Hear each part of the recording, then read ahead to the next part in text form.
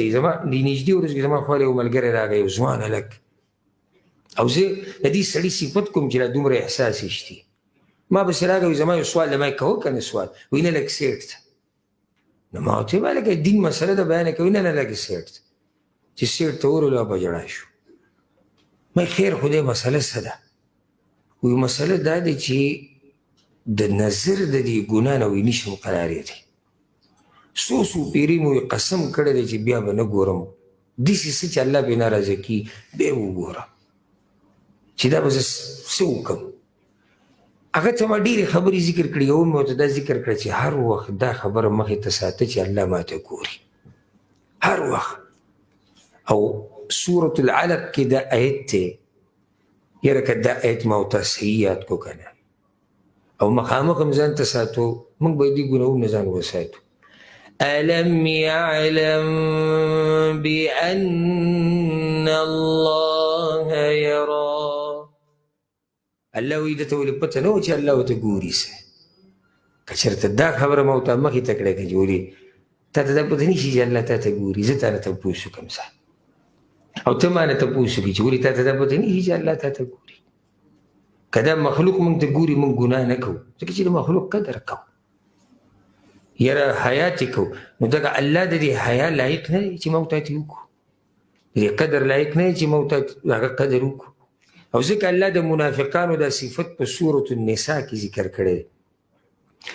یستخفون من الناس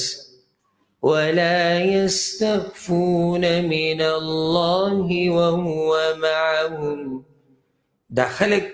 دا منافقان ځان پټي یو معنی دا منافقان یریږي دا بله معنی پکې ده دا منافقان شرمیږي یستخفون من الناس دا پکې بله معنی د خلکو نه او حیا نه کوي د هغه الله نه کوم الله چې هر وخت دوی ایني او هر وخت د دوی اوري د الله قدر کوئ مخې ته همیشه دا خبره ساتئ چې زما رب ماته ګوري او هغه رب راته ګوري چا چې پیدا کړی یم هغه رب راته ګوري چې د چا بندګي کوم هغه رب راته ګوري چې د هر څه ماله را کړي دي هغه ماته وایي دا کار مه کوه معمولي کیمره لګېدلي والله چې داسې د دې بعضو دا رنګ تک زیړ شي او رپېده پرې راشي وي دلته حکومت کیمره لګولې چې سپیډ ووایي مخالفه ورکړي ښه مخالفه دې واغسته جرمانه دې واغسته کومه دنیا و بل طرف واوړي خو الله رب العزت چې د عیني او د هر څه نوټ کوي او کرامن کاتبین دي او په هغه ورځ به څه کوو ووضع الكتاب فترى المجرمين مشفقين مما فيه ويقولون يا ويلتنا ما لهذا الكتاب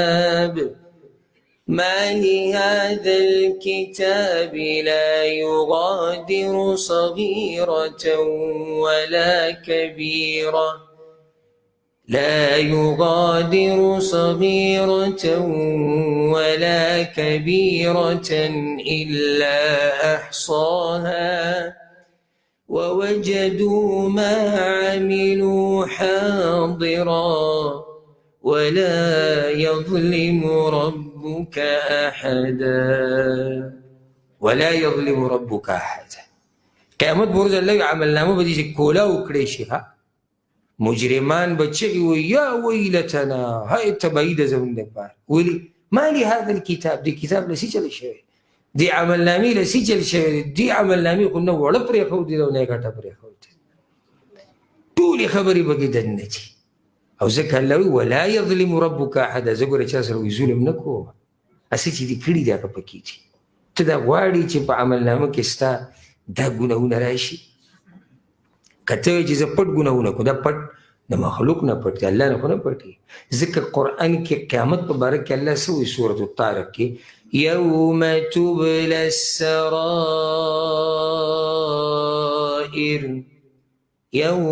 تبلی السرائر دا یاد که دا خبر الله قیامت په ورځ به زه رازونه راښکاره کوم په هغه ورځ به رازونه راښکاره کي ته دا غواړې زما او ستا دا راز راښکاره شي هېڅوک یې نه غواړي آخرت کې موږ تا دا نه غواړو چې موږ آخرت کې بې پرده شو څوک دا غواړي ها د دنیا شرم دومره نه څومره چې د آخرت هغه دی. او ځکه غټه دعا د مؤمن دا ده چې الله په ما باندې پرده راواچو په آخرت کې خصوصا، ځکه آخرت کې ټول مخلوق ولاړ الله ستانه پرده اوچته کوي چې تا چې دا کار کړی او داسې دې کړی او دغه دې کړي.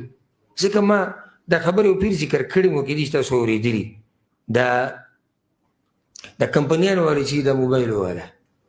دا ګورې د کلونو ریکارډ سړي د راوباسي ورشه پسې چې ستا په نوم باندې سیم ورته زما ریکارډ په کار درې څلورو کالو دا خبرې د هم راوباسي هر څه د راوباسي. دا د مخلوق ټکنالوژي ده د الله سره زموږ څنګه ریکارډ پروت دي چې دا د پسې راوالي او د قیامت په ورځ وایي دا دې کړي دا دې کړي دا د شپې دا ته پټ وي دا ته دیوال نه اخوا وي دا دې کړي دا دې کړي. څه جواب به ما ورته ورکړم؟ دغه چې نافرماني دې کړې ده نور هېڅ هم نشته. بې قدري دې د الله د احکاماتو کړې ده، د الله د قرآن د رسول صلی الله علیه وسلم د نصیحتونو نه د دې منلې. صفا جواب دقه دی. ښه موږ پوهېږو په دې خبره باندې چې الله معیني او الله زما اوري، بیا هم زما نه دا ګناه کي صحیح ده کله ناکله وشوه ولې یاره انسان کمزوری دی بیا مې توبه وویسته ده صحیح ده. روزانه په مخه دغه موبایل او دا کیسې او دا د دې څه عذر خو ما ته خو نه ده معلومه که تاسو ته څه عذر یې ما ته ووایي. نو دا درې اسباب په تادۍ سره ما تاسو ته بیان کړو او